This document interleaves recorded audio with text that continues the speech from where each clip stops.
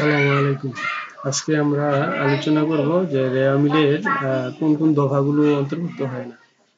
কিছু এন্ট্রি বা দফা আছে যেগুলো রেওয়া মিলে অন্তর্ভুক্ত হয় না। বিশেষ করে প্রশ্নে এটা অনেক সময় থাকে যে কোন কোন এন্ট্রি বা দফাগুলো রেওয়া মিলে অন্তর্ভুক্ত হয় না। তো আজকে আমরা জানবো যে কোনগুলো অন্তর্ভুক্ত হয় না। তো আমরা প্রথমেই যেটা জানবো এটা হচ্ছে যে এক নম্বর হচ্ছে যে প্রারম্ভিক হাতে নগদ। প্রারম্ভিক হাতে নগদ এই এন্ট্রিটা কিন্তু প্রারম্ভিক হাতে নগদ লেখা থাকতে পারে, প্রারম্ভিক নগদ তহবিল লেখা থাকতে পারে।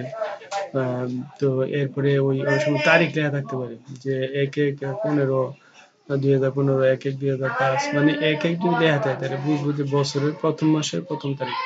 তো আমরা বছর বা মাসের প্রথম তারিখে যেটা এটা কিন্তু প্রারম্ভিক বলে। এটা হাতে নগদ হতে পারে, ব্যাংক জমা হতে পারে, প্রারম্ভিক মজুত পণ্য হতে পারে। তো বিশেষ করে যে প্রারম্ভিক হাতে নগদ থাকলে সমাপনী হাতে নগদ কিন্তু যাইব ইয়ার মধ্যে রেওয়া মিলে যাবে সমাপনী লেখা থাকলে, বা শুধু হাতে নগদ লেখা থাকলে যাইব। হাতে নগদ, নগদ তহবিল এগুলো থাকলে কিন্তু যাইবে। কিন্তু প্রারম্ভিক হাতে নগদ লেখা থাকলে বা তারিখটা যদি থাকে যে প্রারম্ভিকের কোনো তারিখ থাকে, হ্যাঁ, যেটা আমি বললাম যে 1/1/2015, 1/1/2005, 1/1 এরকম থাকলে বছরের বা মাসের প্রথম দিকে, তখন এগুলা এরকম হাতে নগদের আগে যে এরকম প্রারম্ভিক লেখা থাকে বা তারিখটা লেখা থাকে তখন কিন্তু এগুলো যাইতো না। আমরা খেয়াল রাখবো এটা। হাতে নগদের ক্ষেত্রে বা নগদ তহবিলের ক্ষেত্রে প্রারম্ভিক হাতে নগদ বা নগদ তহবিল যাবে না। আর নাম্বার 2 হচ্ছে প্রারম্ভিক ব্যাংক জমা। তাহলে হাতে নগদ এবং ব্যাংক জমার ক্ষেত্রে আমরা খেয়াল রাখবো ব্যাংক জমা ঠিক একই অবস্থা, প্রারম্ভিক থাকলে যাইতো না। ব্যাংক জমা কিন্তু শুধু ব্যাংক জমা থাকলে যাইব, সমাপনী ব্যাংক জমা যাইব। কিন্তু ব্যাংক জমার সাথে যদি প্রারম্ভিক লেখা থাকে তখন কিন্তু যাইতো না। অথবা ওই যে তারিখ যদি থাকে যে 1/1 বছর বা মাসের প্রথম তারিখ থাকে, তো এই তাহলে কিন্তু যাবে না। তাহলে আমরা খেয়াল রাখবো প্রারম্ভিক হাতে নগদ, প্রারম্ভিক ব্যাংক জমা, অর্থাৎ বছর বা মাসের প্রথম তারিখ যদি থাকে, প্রথম তারিখে হাতে নগদ, নগদ তহবিল, ব্যাংক জমা, ব্যাংক তহবিল এগুলো থাকলে এগুলো কিন্তু রেওয়া মিলে যাবে না। এই এন্ট্রিগুলো রেওয়া মিলে যাবে না। প্রশ্নটার মধ্যে কিন্তু প্রায় এটা থাকে রেওয়া মিলে। তারপরে আরেকটা আছে 3 নাম্বার হচ্ছে যে সমাপনী মজুত পণ্য। সমাপনী মজুত পণ্য রেওয়া মিলে যায় না, তবে ব্যতিক্রম আছে। সাধারণত রেওয়া মিলে সমাপনী মজুত পণ্য যায় না, যায় না। কিন্তু কখন যায়? কখন যায়? মজুত পণ্য কিন্তু দুইটা আছে, একটা হচ্ছে প্রারম্ভিক মজুত পণ্য আর একটা হচ্ছে সমাপনী মজুত পণ্য। তো এই ক্ষেত্রে কিন্তু মজুত পণ্যের ক্ষেত্রে সমাপনীটা যাইতো না, কিন্তু প্রারম্ভিকটা যাইবে। আর হাতে নগদ ব্যাংক জমার ক্ষেত্রে আমরা দেখতেছি কি বিপরীত, যে প্রারম্ভিক যাইতো না, সমাপনী যাইব। হাতে নগদ ব্যাংক জমার ক্ষেত্রে প্রারম্ভিক যাইতো না, সমাপনী যাইব। আর মজুত পণ্যের ক্ষেত্রে সমাপনী যাইতো না, সমাপনী যাইতো কিন্তু প্রারম্ভিক যাইব। তুমি এইটার ক্ষেত্রে কিছু ব্যতিক্রম বিষয় আছে, যে অনেক সময় হয় কি যে সমাপনী মজুত পণ্য যায় কিন্তু প্রারম্ভিক যায় না। তাহলে সেটা আমরা জানবো সেটা কখন, এই ব্যতিক্রমী এই নিয়মটা কখন থাকতে পারে, যে কখন সমাপনী। এমনি সাধারণ নিয়মটা হচ্ছে কিন্তু সমাপনী যায় না, প্রারম্ভিকটা যাইব মজুত পণ্যের ক্ষেত্রে।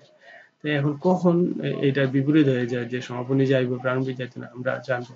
তো পরবর্তী স্লাইডের দিকে আমরা কি আছে, যেমন এই যে দুইটা এখানে শব্দ আছে, একটা হচ্ছে ক্রয় আর একটা হলো ক্রয়ের সাথে লেখা আছে সমন্বয়, সমন্বিত। হ্যাঁ, একটা হলো ক্রয় আর হচ্ছে সমন্বিত ক্রয়। তার মানে এখানেও ক্রয় আছে, এখানে ক্রয় আছে, কিন্তু এই ক্রয়ের আগে কি আছে, সমন্বিত শব্দটা আছে। তাহলে আমরা মনে রাখতে হবে কি যে শুধু ক্রয় যখন থাকবো, শুধু ক্রয় যখন থাকবো তখন সমাপনী যাইতো না। এই ক্রয় শব্দটা যখন থাকবো তখন সমাপনী মূল্য রেওয়া মিলে যাইতো না। আর সমন্বিত ক্রয়, এই অর্থাৎ ক্রয়ের সাথে যখন এই সমন্বিত শব্দটা থাকবো, সমন্বিত শব্দটা যখন থাকবো তখন হয়ে যাবে বিপরীত। তখন এই যে প্রারম্ভিকটা কিন্তু তখন যাইতো না, ঠিক আছে, প্রারম্ভিকটা যাইতো না। ক্রয় থাকলে, শুধু ক্রয় থাকলে সমাপনী মূল্য যাইতো না, আর সমন্বিত ক্রয় থাকলে প্রারম্ভিক মূল্য যাইতো না। তার মানে এর সেই বিপরীত। বিপরীত কি, যদি শুধু ক্রয় থাকে তো সমাপনী মূল্য যাইতো না, এইটা যাইব, প্রারম্ভিক যাইব। আর এই সমন্বিত ক্রয় যদি থাকে তখন প্রারম্ভিকটা যাইতো না, সমাপনীটা যাইব। সমাপনী মূল্য কখন রেওয়া মিলে যাইব, সমন্বিত ক্রয় থাকলে। আর না যাওয়ার ক্ষেত্রে আমরা খেয়াল রাখি কি, যে যদি ক্রয় থাকে তাহলে সমাপনী মূল্য যাইতো না।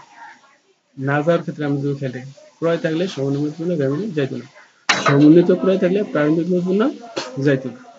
তাহলে ক্রয় যদি থাকে সমন্বিত মূল্য যাইতো না, তাহলে কোন মূল্য যাইব, প্রারম্ভিক মূল্য যাইব। আবার সমন্বিত ক্রয় থাকলে প্রারম্ভিক মূল্য যাইতো না, তাহলে যাইব কোনটা, সমাপনী মূল্য যাইব। তাহলে আমরা বিষয়টা মনে হয় ক্লিয়ার। এটা আমি বেশ কয়েকবার বলছি, ঠিক আছে? খুবই গুরুত্বপূর্ণ প্রশ্ন। এটা যদি আমরা যদি এই এন্ট্রিগুলো ভুলে রেমিলে দিয়ে দিই তাহলে কিন্তু রেমিল মিলবে না। পাশাপাশি আমরা কর উত্তরটাও দিতে পারবো না।